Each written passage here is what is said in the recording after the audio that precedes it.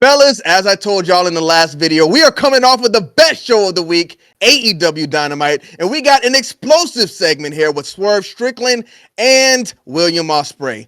Before I get into it, what did y'all think about this segment? I'm going to let y'all take the reins, and we'll go ahead and take it from there. Brian, get it, man. Oh man, listen. I think this segment was good. You see the Great. fire in between both of them. I think it was a good promo. We got to see where this goes, though, man. I'm at the point right now where it's one of those matches you don't know who's gonna win because you have Swerve that has what, one or two successful title defenses. Will I think two so Ospreay, far. Will Ospreay just won the title last pay-per-view, so it's like I don't know who wins this match, bro. I really don't. Do you have your newly one champion lose his main event? I don't know, bro. This match right here, I'll be honest, from a booking standpoint, it don't really make too much sense to me. It's one of those matches where it's like, why are these two guys in a match right now at this point? Kenny, don't say that, brother. You know what I mean. I think the match is gonna be great. I think it's gonna be a great match. It's something I'm looking forward to watching. But you have a newly crowned champion, and you have a champion that's 3 months old right now. It's a baby. Yeah, like I don't understand why I booked these two guys right now at this moment. That's just all Bro, I'm saying. It's a good match. It seems to me like there's a plan. I mean, we look at what happened at the end of Dynamite with MJF and Will Ospreay. The plan is just not Swerve Strickland versus Will Ospreay at All In, because we look at what happened at Clash of the Castle, right? Drew McIntyre went home and he took the L. Mm-hmm. You don't send your guys somewhere where you usually don't go and pin them. That's not the way you do business. So if Will Ospreay is not going to win the championship, I don't think he should be against Swerve Strickland at All In. So I think this was the right decision. But as far as these two going up against each other right now, I think right now it's kind of the perfect time because AEW needs something. And I think these guys are going to have a great match at Forbidden Door. I mean, there's nothing else I want to see at that show. I'll just be quite frank and honest with you because I don't like the New Japan guys coming over to AEW because it kind of holds up everything storyline-wise. But this is something that's really good that we can take to Forbidden Door and past Forbidden Door. Because when they were in that ring tonight, first I looked at it and I was like, these guys are kind of coming off as too brotherly. I didn't know if they were going to really get into that, just the gear they needed to get in. But by the end, when Swerve Strickland mentioned his family and he said, don't make this personal, and then he tried to leave the ring and he said, what if I want to make it personal? Then he called out their names and he came back. That kind of brought the fire into this whole thing for me. So I'm invested, I'm excited, and I want to see what they do for the final week leading up into this, because these two, without a question, are going to have a banger match. But as far as the promo goes, so there were some things I liked, there were some things I didn't like. Will Ospreay, he comes off as a professional, like he knows what he's doing on the mic, but he's new in AEW and you don't want to bury the champion. I felt like Will Ospreay kind of buried him a little bit in this promo because when Swerve Strickland goes, he really doesn't have the cadence he wants. He's getting a lot better when he's getting on the microphone, but I feel like his cadence is still off. And he was going off, running down his accolades or whatever. After Will Ospreay had that long promo, Swerve was doing his thing. He was like, all right, come on, get on with it. Like, why did you see when Will Ospreay did that, kiddo? Not really. Yeah, Not really. he's like, okay, come on, go on with it. Like he's trying to rush him through the promo. I'm like, no, bro, you just did you got to relax when this guy's not comfortable. So I thought that kind of made Swerve look bad because he did jump to the point after Will said that. But overall, I think they did deliver what they needed to deliver in the promo. Kiddo, how did you feel about it?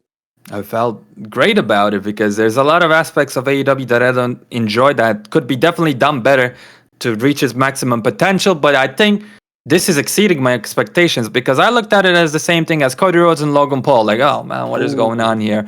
And that match was kind of come and go. It was like that. But this is more impactful right now. Not just because of this segment, but last week, basically said, I'm going to kill you. If you're not careful. I'm like, what the hell's going on? And I like Ospreay taunting Swerve right in front of him, doing his own move and stuff like that. And then we had this promo this week, and it exceeded my expectations as well because I knew years ago that Ospreay was great on the microphone, way better than people might think because of the way he carries himself and the way he wrestles.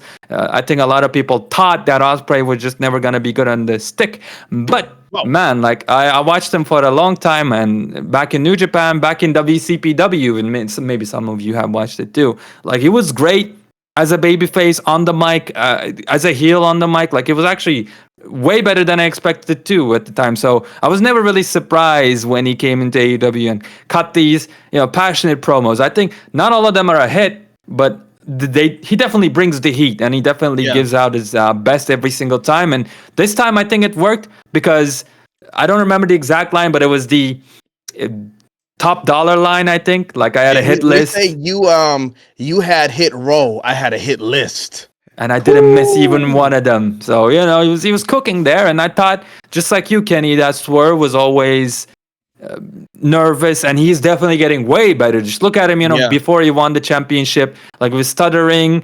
It was kind of like a teenage boy, trying to do public speaking. But now he's definitely getting there. I'd say, like, he's over 50% of the way there. Hopefully he gets even better going forward. But I definitely see him, like, getting that confidence as the AEW World Champion, and he talks like it more. He carries himself like that more. So that's good to see. But yeah, he also came back at Ospreay saying, like, you never main evented before, so shut your mouth, something like that. So I was like, okay, that's pretty decent. Right?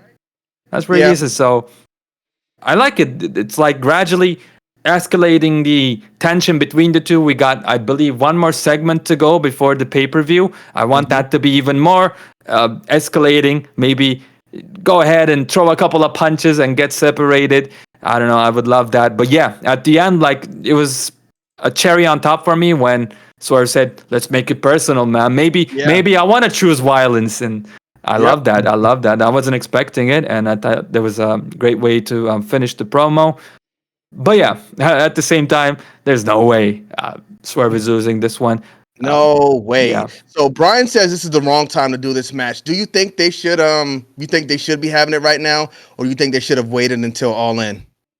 What you said earlier in the video, I kind of agree with it, because, like, you cannot cut off Swerve's championship run right now, because after he loses this title, I don't know when he's ever going to get it back, if he's ever going to get it back. And this is your first ever title, so you got to make the biggest and the best impression that you can. And, like, did he even defend the title? Maybe he defended it once. Like, I'd seriously have trouble remembering. Christian Cage. I think that was his only defense so far. There you go. That was the first one, actually. Yeah, you're right. So, man, he needs to defend this at least, I don't know, 5 times or something like that. Maybe keep it for a year or something. And Ospreay is 100% winning this title in the future. He doesn't need to win this one. They already gave him a belt. Like, they've gave him plenty of cushion in the booking sense to lose this match. But yeah, like you said, if they go ahead and do MJF after this, I mean, MJF is amazing, is great, but you got to find a way to make sure Ospreay wins that one, because 2 big losses back to back, that's not going to look good on him. But how do you then beat MJF? Like, yeah, sure, you're Will Ospreay, but that's a whole nother booking nightmare for Tony. It's a good problem for AEW to have, because for sure now they're getting to the point where they have too many guys that you can't pin. I don't think you could pin Will Ospreay again if he loses to Swerve Strickland. Sure. And is it time to pin MJF? I don't know. That's not a bad problem to have, though. If Hangman comes back, should Swerve Strickland pin him again, because he's been pinned so much? So you've got guys where these wins and losses, they are starting to matter. And I think that's a really good place to be. Brian, I know we know you got like WWE brain. You're kind of building up a Triple H brain over there. Do you think Will Ospreay should be at All In losing that championship? Do I think Will Ospreay should lose at All In for the international title? Well, do you think he should go up against Swerve Strickland and lose, not get the belt? Okay, so you're talking about Forbidden Door. I mean All In. All In, because you said this is the wrong time to do this match. Yeah. Do you think they should have held it back until All In and have him lose to Swerve Strickland? I just think that they should have let them cook with their title reigns just a bit more. Because it hasn't even been a full month since Ospreay won the international title. I would have given it just a little bit of time just to cook a little bit more, get a couple defenses on the Ospreay. And if Ospreay loses at All In, then so what? You know what I'm saying? Even though I'm sure they're building him to win at All In, just because, he's Ospreay, respective, like looking at it from another perspective, he is going to be the biggest star you have. Like, I think MJF is great, but I think Ospreay, the way they're booking him, literally, like, and he hasn't dropped off to me at least, Like somebody like Okada already dropped off like 8 Yeah. tiers for me. And you look at Ospreay, and this guy has not dropped off at all since he came in. So I think Yeah. that he's a guy that can maintain how hot he is throughout the years, and I think that he's gonna be good. I think this is one of AEW's most valuable wrestlers, maybe Great the point, most man. valuable. So He's always think- been great. Yeah. yeah, so you got to be Yeah. very careful how you book him, because if you lose to Swerve, he can afford the loss. I'm not saying he can't, but if you then have him lose to MJF, he's gonna lose that reign as the top guy, as one of the top guys, because now you just had him lose to 2 top guys in a row. Yeah. I think this was kind of the way Tony Khan wanted to protect him by putting a championship on him. When he loses to the champion, it doesn't make sense. I mean, it doesn't make him any stronger just because he has this Right. belt and he lost for that one. Yep. So I think he could have took the loss and just kept it moving. So I don't know.